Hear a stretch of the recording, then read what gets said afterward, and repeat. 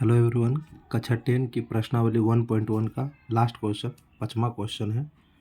ये कह रहा है यूक्लिड विभाजन प्रमेयिका का प्रयोग करके दर्शाए कि किसी धनात्मक पूर्णांक का घन, पिछले क्वेश्चन में था वर्ग, इस क्वेश्चन में है घन 9m 9 + 1m, ये 9m + 8 के रूप का होता है। आइए फिर प्रश्न संख्या 5 को हल करते हैं।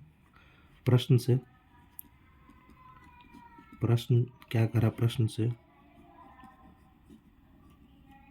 यूक्लिड विभाजन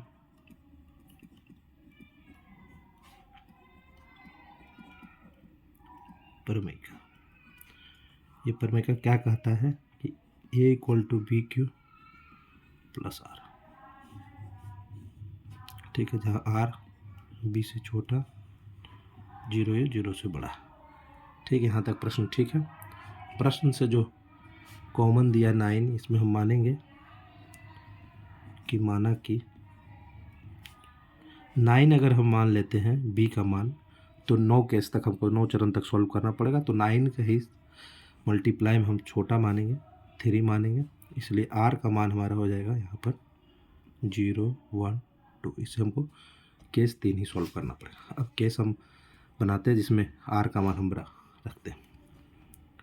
केस 1 में यदि r बराबर 0 रखते हैं तो a = bq + r में a = b3 है, q है और r 0 हो जाएगा, तो a = 3q हो जाएगा। ठीक है। अब प्रश्न से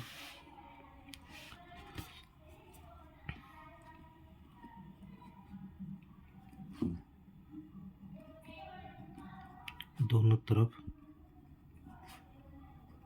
घन करने पर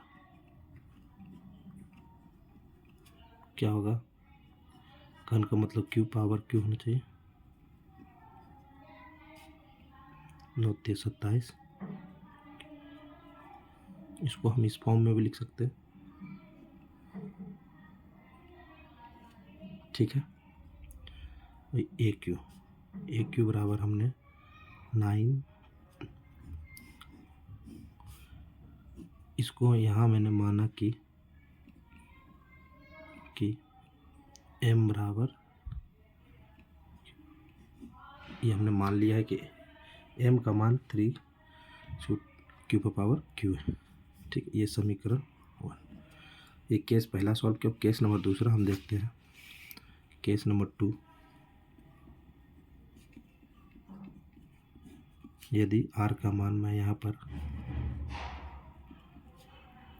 1 रखता हूँ तो 1 बराबर,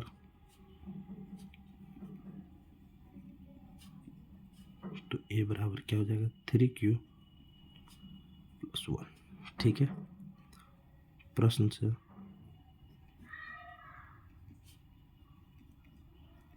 दोनों तरफ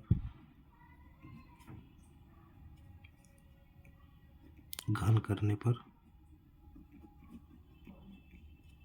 देखते क्या होता है। a⁻q q + 1, a + q का होल क्यू होता है aq + bq + 3a² + b 3ab²। ये इसका मान होता है a + b का होल क्यू करने पर। इसी को अब हम लोग सॉल्व करेंगे इस पर। तो ये तो aq हो गया, यहाँ से भी हो गया ये aq + bq + 3a²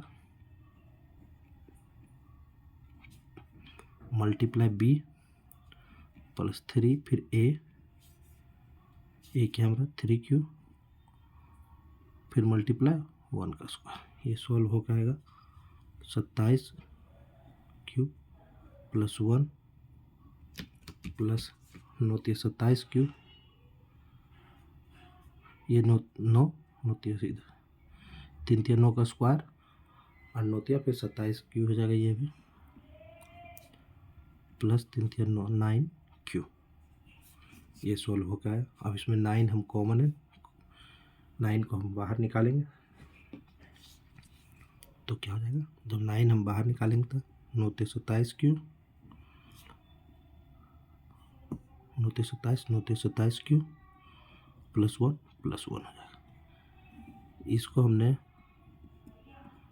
माना कि m = 3q + 3q + 1, ये हमने इसको मान लिया है। तो यहाँ a³ बराबर क्या हो जाएगा, फिर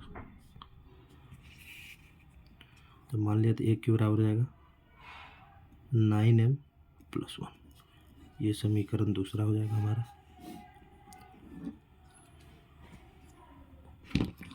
अब केस 3 सॉल्व करेंगे, देखते हैं केस 3 में।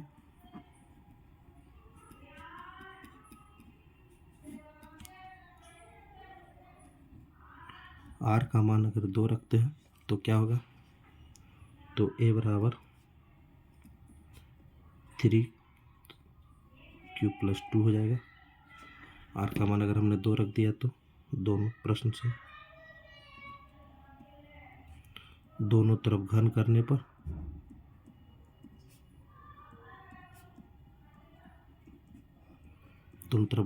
पर क्या मिलेगा मुझे, देखते हैं।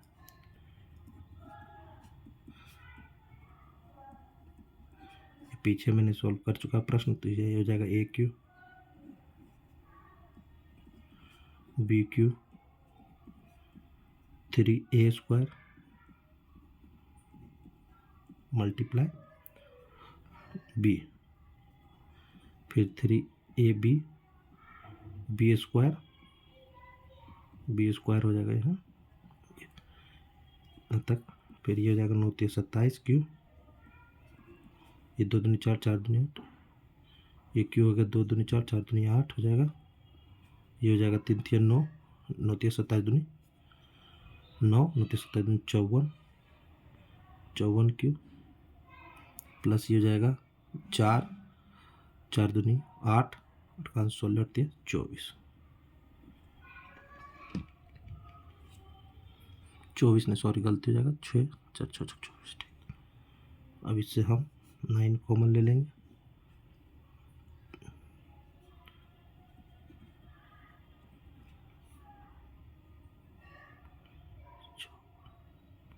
नौ 54, और ये लिखा जाएगा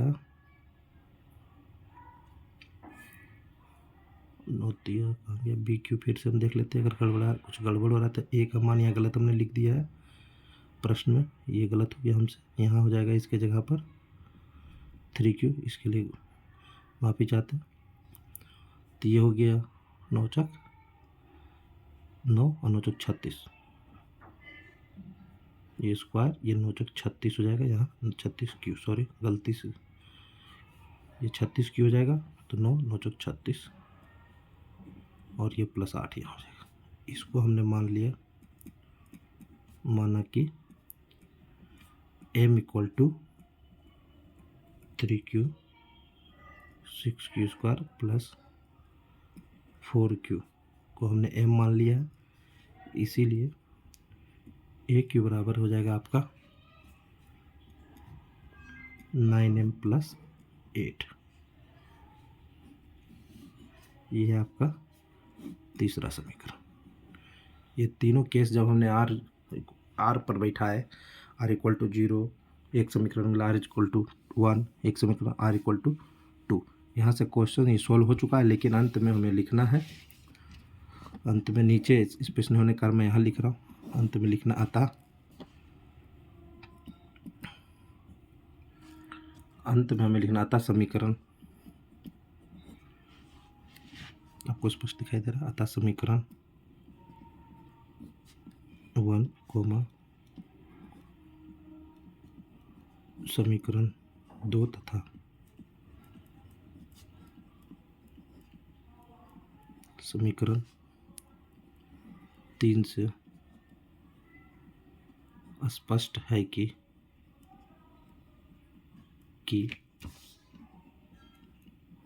किसी धनात्मक पूर्णांक का घन 9m 9m + 1 या 9m + 8 के